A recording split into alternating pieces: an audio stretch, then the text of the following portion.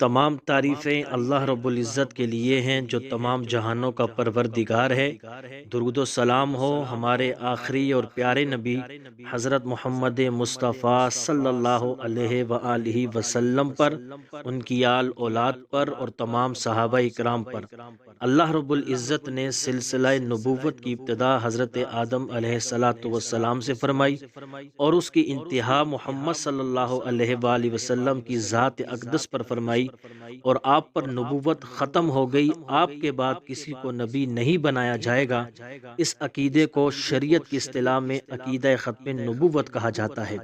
اور قرآن کریم کی 100 آیات آپ صلی اللہ علیہ وآلہ وسلم کی ختم نبوت پر دلالت کرتی ہیں۔ اور سورہ احزاب آیت نمبر 40 میں اللہ فرماتا ہے، ما کان محمد ابا احد من رجالکم ولکن رسول اللہ وخاتم النبیین وکان اللہ بکل شیء علیما،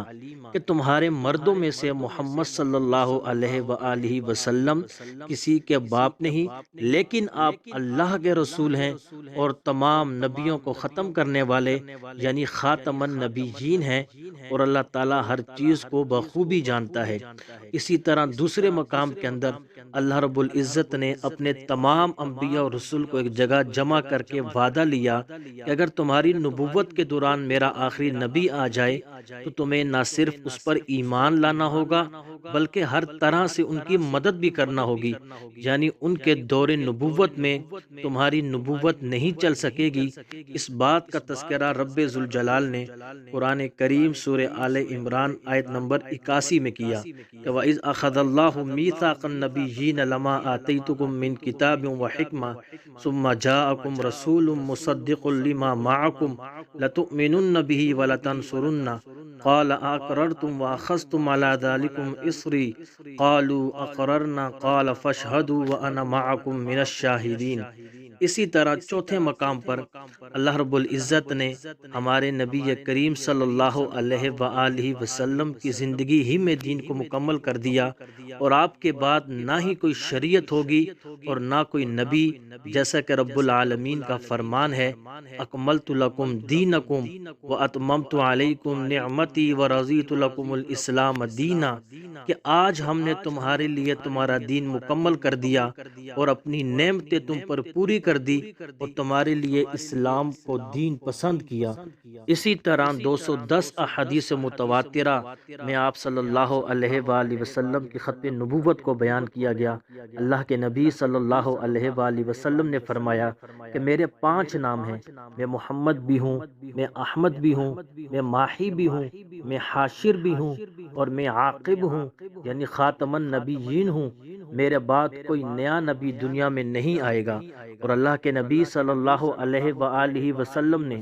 ایک بڑی خوبصورت مثال دے کر اپنا خاتم النبیین ہونا بیان فرمایا۔ چنانچہ سیدنا جابر رضی اللہ تعالیٰ عنہ سے روایت ہے کہ اللہ کے نبی صلی اللہ علیہ وآلہ وسلم نے فرمایا کہ میری مثال اور دوسرے انبیاء کرام کی مثال اس آدمی کی طرح ہے جس نے ایک گھر بنایا اور اسے پورا اور کامل بنایا، سوائے ایک اینٹ کی جگہ کے کہ وہ خالی رہ گئی۔ لوگ اس گھر کے اندر داخل ہو کر اسے دیکھنے لگے اور وہ گھر ان کو پسند آنے لگا۔ وہ لوگ کہنے لگے کہ یہ ایک اینٹ کیوں نہ رکھ دی گئی؟ تو رسول اللہ صلی اللہ علیہ وآلہ وسلم نے فرمایا کہ میں ہی اس اینٹ کی جگہ آیا ہوں، اور میں نے انبیاء کرام کی آمد کا سلسلہ ختم کر دیا۔ اور اللہ کے رسول صلی اللہ علیہ وآلہ وسلم نے آج سے 1450 سال قبل اس بات کی پیشن گوئی کر دی تھی۔ اس وقت تک قیامت قائم نہیں ہوگی جب تک نبوت کا دعویٰ کرنے والے پیدا نہ ہو جائیں۔ وہ نبوت کا دعویٰ کریں گے، اپنے آپ کو نبی کہیں گے، لیکن یاد رکھنا وہ نبی نہیں ہوں گے، وہ دجال ہوں گے، وہ کذاب ہوں گے، وہ جھوٹے لوگ ہوں گے، کیونکہ میرے بعد کوئی پیغمبر نہیں آئے گا۔ حضرت سیدنا ابو ہریرہ رضی اللہ تعالیٰ عنہ سے روایت ہے کہ رسول اللہ صلی اللہ علیہ وآلہ وسلم نے فرمایا کہ قیامت قائم نہیں ہوگی جب تک کہ 30 دجال اور کذاب پیدا نہ ہو جائے، اور ان میں سے ہر ایک گمان کرے گا کہ وہ نبی ہے۔ اسی طرح صحابی رسول حضرت سعد بن ابی وقاص رضی اللہ تعالیٰ عنہ سے روایت ہے کہ اللہ کے رسول صلی اللہ علیہ وآلہ وسلم نے حضرت علی المرتضیٰ رضی اللہ تعالیٰ عنہ کو مدینہ میں اپنا نائب مقرر کیا، جب آپ غزوہ تبوک کو تشریف لے گئے تو حضرت علی رضی اللہ تعالیٰ عنہ نے عرض کیا کہ یا رسول اللہ صلی اللہ علیہ وآلہ وسلم، آپ مجھ کو عورتوں اور بچوں میں چھوڑ کر جاتے ہیں۔ تو آپ نے فرمایا تم اس بات پر خوش نہیں کہ تمہارا درجہ میرے ہاں ایسا ہی ہو جیسا کہ ہارون علیہ السلام کا موسیٰ علیہ السلام کے سامنے تھا، مگر میرے بعد کوئی نبی نہیں۔ حضرت ابو ہریرہ رضی اللہ تعالیٰ عنہ کی روایت ہے کہ اللہ کے نبی صلی اللہ علیہ وآلہ وسلم نے فرمایا کہ بنی اسرائیل کے انبیاء ان کی سیاسی رہنمائی بھی کیا کرتے تھے۔ جب بھی ان کا کوئی نبی فوت ہو جاتا تو اس کی جگہ دوسرا نبی آ جاتا، لیکن یاد رکھو میرے بعد کوئی نبی نہیں آئے گا مگر نائبین بکثرت ہوں گے۔ اسی طرح حضرت عقبہ بن عامر رضی اللہ تعالیٰ عنہ کی روایت ہے کہ اللہ کے رسول صلی اللہ علیہ وآلہ وسلم نے فرمایا اگر میرے بعد کوئی نبی ہوتا تو وہ عمر بن خطاب ہوتے۔ اسی طرح اللہ کے نبی نے فرمایا کہ رسالت اور نبوت کا سلسلہ منقطع ہو چکا، میرے بعد اب نہ کوئی رسول ہے اور نہ کوئی نبی۔ حضرت عمر بن عبداللہ الحضرمی سے روایت ہے کہ ابو امامہ الباہلی نے بیان کیا کہ رسول اللہ صلی اللہ علیہ وآلہ وسلم نے فرمایا کہ میں آخری نبی ہوں اور تم آخری امت ہو۔ اور دوسرے مقام پر اللہ کے نبی نے فرمایا کہ اے لوگو بے شک میرے بعد کوئی نبی نہیں اور تمہارے بعد کوئی امت نہیں۔ اسی طرح حضرت ابو ہریرہ رضی اللہ تعالیٰ عنہ کی روایت ہے کہ اللہ کے رسول صلی اللہ علیہ وآلہ وسلم نے فرمایا کہ جب بھی ایک نبی جاتا تو اس کے بعد دوسرا نبی آتا تھا، اور میرے بعد تم میں کوئی نبی پیدا نہیں ہوگا۔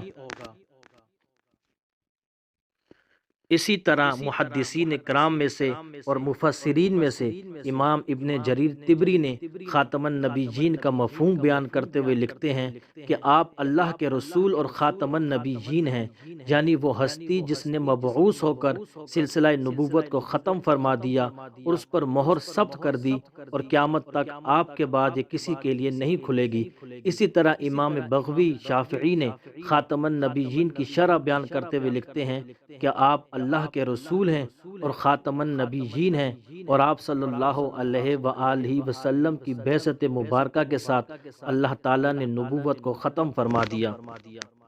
اسی طرح عقیدہ ختم نبوت اتنا اہم اور حساس عقیدہ ہے جس کو اسلام کے اصول اور ضروریات دین میں شمار کیا گیا ہے۔ اس بات کا اندازہ آپ اس بات سے بھی لگا سکتے ہیں کہ حضور علیہ الصلوۃ والسلام کے دور نبوت میں اسلام کے دفاع کے لیے جتنی جنگیں لڑی گئیں، ان جنگوں میں شہید ہونے والے صحابہ کی تعداد 259 ہے، جبکہ حضرت ابوبکر صدیق رضی اللہ تعالیٰ عنہ کے دور خلافت میں مسیلمہ کذاب کے خلاف یمامہ کے میدان میں جو جنگ لڑی گئی، اس جنگ میں شہید ہونے والے صحابہ اور تابعین کی تعداد 1200 ہے۔ ان 1200 میں سے 700 صحابہ ایسے تھے جو قرآن کے حافظ بھی تھے اور عالم بھی تھے۔ اسی طرح پاکستان کے آئین 1973 کے تحت یہ بات موجود ہے کہ قادیانی اپنی عبادت گاہ کو مسجد نہیں کہہ سکتے، وہ اذان نہیں دے سکتے، اپنے آپ کو مسلمان نہیں کہہ سکتے، اپنے مذہب کو اسلام نہیں کہہ سکتے، اور اپنے مذہب کی دعوت نہیں دے سکتے۔ اور یہ پورا قانون